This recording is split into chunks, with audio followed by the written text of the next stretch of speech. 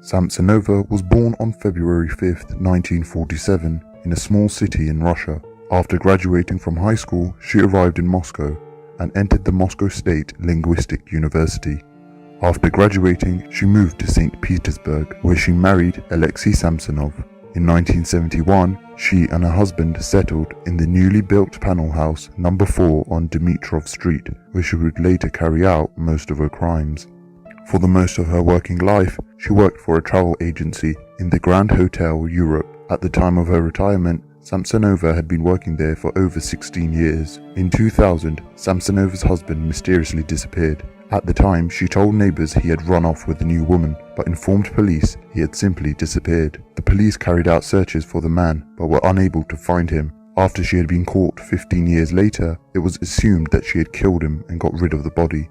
This murder was thought to be her first of many in a spree that would last 1.5 decades. After her husband's disappearance, Samsonova began renting out a room in her apartment. According to investigators, on September 6, 2003, she killed her tenant due to an argument between the pair. He was later identified as a 44-year-old resident from a neighboring city. After killing him, Samsonova dismembered the body and took it outside, disposing it on the street. The headless, armless and legless man's body was found on her street, but the crime remained unsolved. After being arrested 12 years later, evidence found in her flat, including a business card belonging to the victim, linked her to the crime. From 2003 to 2015, Samsonova killed 9 more of her tenants, who rented rooms in her house. Her technique was to poison or drug victims. Then, while they were unconscious, she started hacking them into pieces. Usually, she remained at home during the day, only venturing out at night. This was when she disposed of her victims' dismembered bodies and dumped them in plastic bags around the city. In those 12 years, Samsonova was never suspected of committing any of the crimes due to her old age. In March 2015, Samsonova met 79-year-old Valentina Ulanov, who lived on the same street.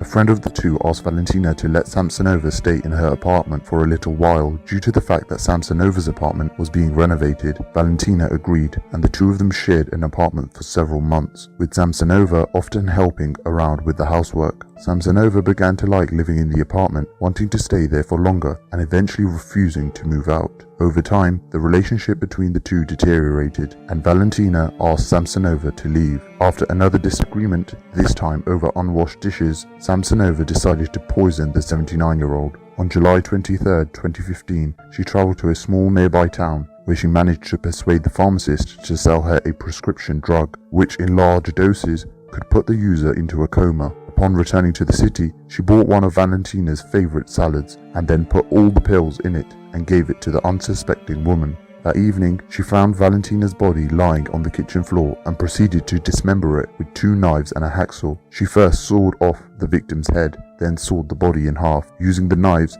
she sheared the corpse into pieces. Then, in order to conceal the committed crime, she took Valentina's head and hands and placed them in boiling water in a saucepan. After the murder, Samsonova had to go outside and return several times to dispose of the body in bags. Security footage had captured Samsonova disposing of Valentina's body. She could be seen dragging a large black garbage bag out of her apartment, which contained the corpse of her former friend. Samsonova left some parts of the body scattered around the house. On the evening of July 26, Valentina's decapitated body with severed limbs wrapped in a bathroom curtain was found near a pond on Dmitrov Street.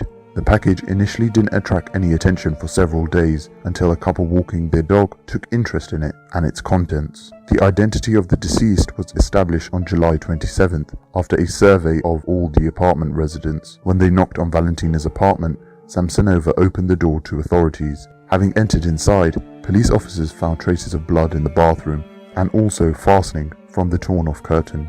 After this, the pensioner was immediately arrested.